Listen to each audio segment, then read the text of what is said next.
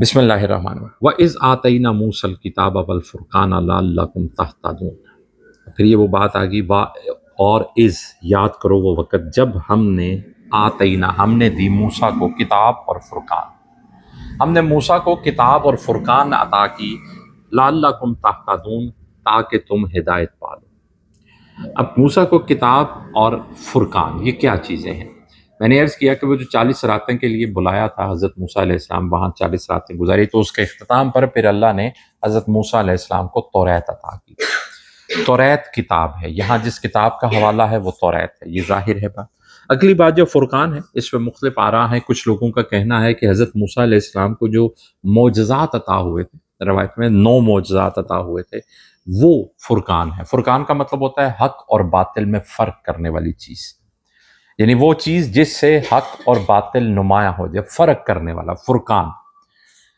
کچھ لوگوں نے کہا ہے کہ نہیں،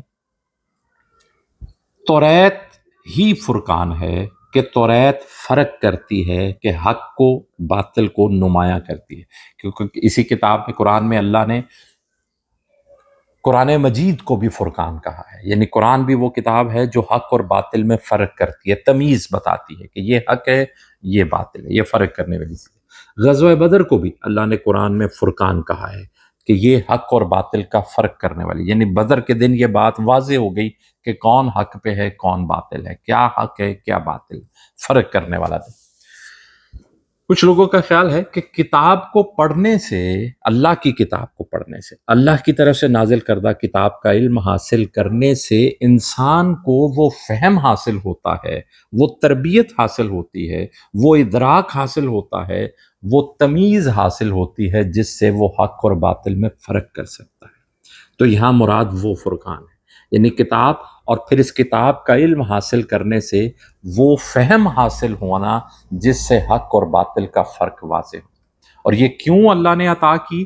اللہ کہتے ہیں تاکہ تم ہدایت پا جاؤ، تاکہ تمہیں سمجھ آ جائے صحیح بات کیا ہے، کہ فرعون سے نجات حاصل کر کے اب یہ پار اترے ہیں دریا کے، تو اللہ کی طرف سے ساتھ ہی ان کے لیے کتاب نازل ہو گئی ہے کہ اب زندگی کیسے گزارنی ہے، حق اور باطل میں فرق کیسے کرنا ہے، صحیح راستہ کون سا ہے، ہدایت کیسے حاصل کرنی ہے۔ وہ توریت کتاب ہدایت کی صورت میں ان کے لیے اللہ کی طرف سے نازل ہو گئی۔ بسم اللہ الرحمن الرحیم وَإِذْ قَالَ مُوسَىٰ لِقَوْمِهِ۔ اب موسیٰ توریت لے کر واپس آئے ہیں۔ میں نے عرض کیا کہ آگے ہم تفصیل سے یہ سارے واقعے پڑھیں گے اگلی صورتوں میں جا کے، یہاں صرف چونکہ میں بار بار عرض کر رہا ہوں کہ بنی اسرائیل کے صرف جرائم کا تذکرہ ہو رہا ہے، کہ اللہ گنوا رہے ہیں کہ انہوں نے کیا کیا خرابیاں کی ہیں، سو صرف اشارے ہیں۔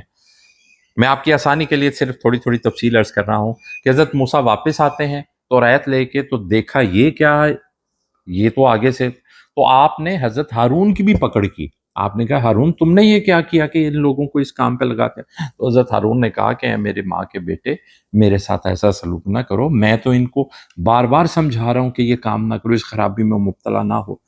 تو پھر حضرت موسیٰ نے اللہ کے حکم سے پھر یہ فرمان جاری کیا کہ جو جو اس شرک میں جرم میں مبتلا ہوئے ہیں ان کو قتل کیا جائے گا، اور قتل وہ کریں گے جو انہی کے قبیلے کے دوسرے بہن بھائی ہیں، یعنی ان کے اپنے عزیز اقربا۔ اب اس کی تفصیل کے لیے میں یہ بھی بات عرض کر دوں کہ وہ جو میں بارہا آپ کے خدمت میں عرض کرتا ہوں بات، کہ بنی اسرائیل جو ہیں یہ حضرت یعقوب علیہ السلام کے 12 بیٹوں پر بات، اولاد یعقوب ان کے 12 بیٹے ہیں۔ اب ان 12 بیٹوں میں نے کیا، ایک حضرت یوسف علیہ السلام ہے، پھر ایک حضرت بنیامین ہے نام ملتا ہے، ایک لاوا نام ملتا ہے۔ حضرت موسیٰ علیہ السلام کے بارے میں یہی ملتا ہے کہ یہ وہ تیسرا جو لاوا بیٹا ہے یہ اس کی نسل میں سے تھے۔ تو 12 قبیلے ہیں، آگے تذکرہ اس کی وضاحت آئے گی کہ یہ خود 12 کے 12 قبیلے بھی ایک دوسرے سے عصبیت رکھتے تھے، بغض رکھتے تھے، کہ ہر قبیلہ یہ سمجھتا تھا کہ میرا شرف ہمارے خاندان کا شرف زیادہ ہے، یعنی ہمارا جو بڑا تھا وہ حضرت یعقوب کا زیادہ لاڈلا تھا۔ تو ہر ایک جو ہے وہ اس اعتبار سے قبیلہ اپنے اپنے غرور میں مبتلا ہوتا تھا، 12 کے 12، یعنی یہ بنی اسرائیل کی یہ 12 نسلیں بھی ایک دوسرے کے بارے میں بغض اور خرابی رکھتی تھی۔ تو یہ حکم آیا حضرت موسیٰ کی طرف سے کہ ہر قبیلے والا اپنے اپنے مجرم کو قتل کرے گا، تاکہ کوئی جھگڑا نہ بعد میں بنے، وہ اس کے دشمن بن جائیں، وہ اس کے دشمن بن جائیں۔ اور پھر ہم آگے چل کے یہ بھی پڑھیں گے، وہ جو ہم پیچھے پڑھ کر آئے کہ اللہ کی طرف سے وہ راستہ بنا تھا جس سے یہ گزرے، اور پھر آگے انہوں نے پانی کا مطالبہ کیا، تو اس کے لیے بھی ہر قبیلے کے لیے الگ الگ گنجائش رکھی گئی ہے اللہ کی طرف سے، تاکہ یہ ہر قبیلہ کہتے تھے ہم اس کے راستے پہ کیوں جائیں۔ یعنی یہ لوگ آپس میں بھی اتنی عصبیت میں مبتلا تھے، بغض ایک دوسرے سے رکھتے تھے، کہ کیونکہ ہر ایک سمجھتا تھا کہ ہمارا خاندان زیادہ خاص ہے حضرت یعقوب علیہ السلام۔ تو حضرت موسیٰ علیہ السلام نے ان کے لیے کہا، کیا کہا؟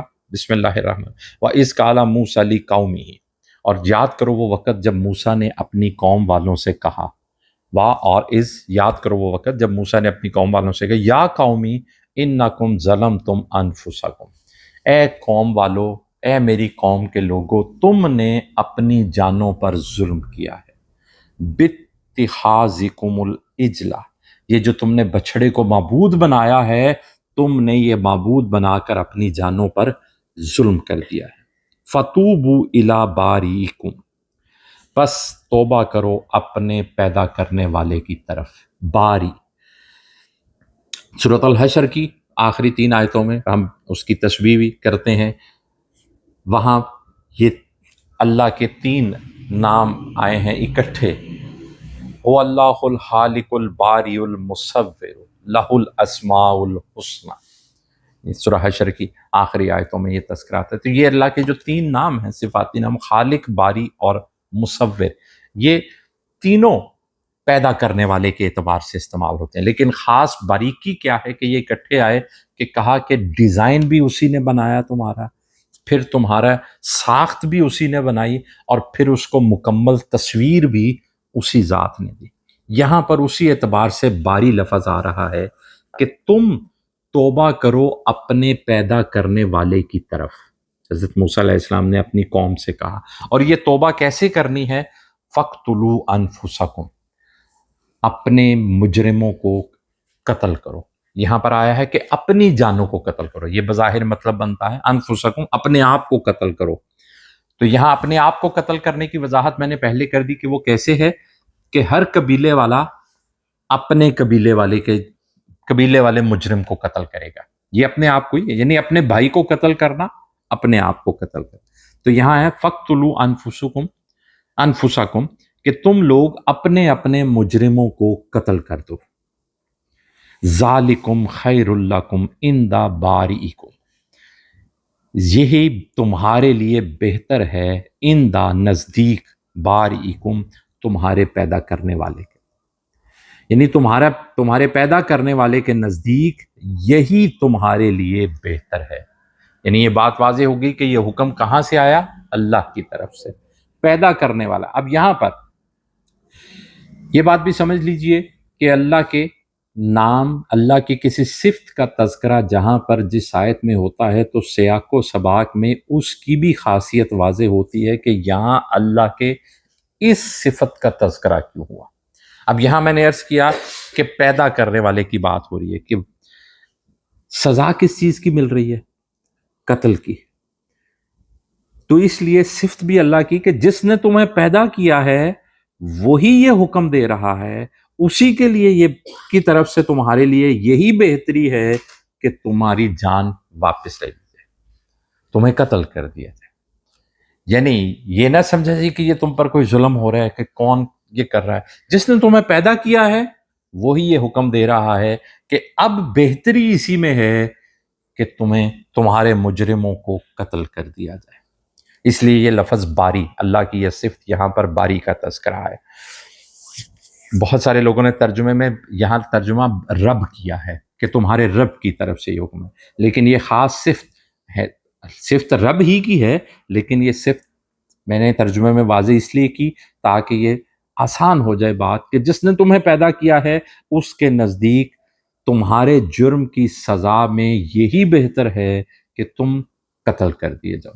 تو قتل بھی کس نے کرنا ہے؟ اپنے اپنے بھائیوں کو، خود اپنے اپنے مجرموں کو قتل کرنا ہے۔ فتاب علیکم، پس اس نے تمہاری توبہ قبول کر لی۔ یہ عمل کر کے اللہ نے تمہاری توبہ قبول کر لی۔ اب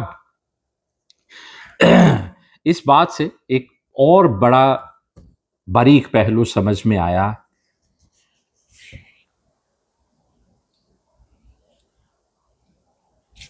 وہ کیا ہے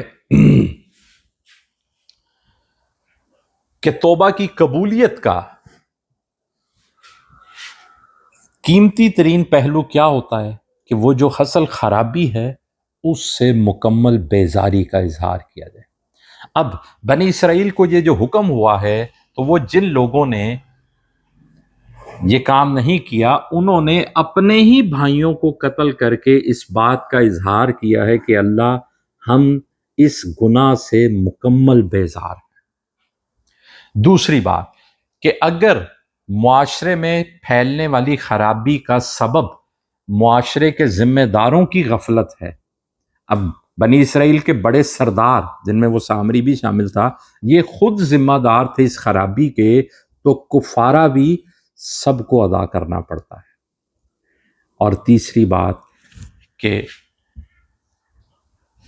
اللہ کے دین سے پیچھے ہٹ جانے کی سزا ہمیشہ سے قتل ہی رہی ہے، یعنی جو اللہ کے دین کو اختیار کر لے، اللہ کے نبی پر ایمان لے آئے، اس کے بعد وہ واپس پیچھے ہٹ جائے، اس بات سے پیچھے ہٹ کے دوبارہ کفر اختیار کر لے، تو اس کی سزا اللہ کے ہاں ہمیشہ سے قتل ہی رہی ہے۔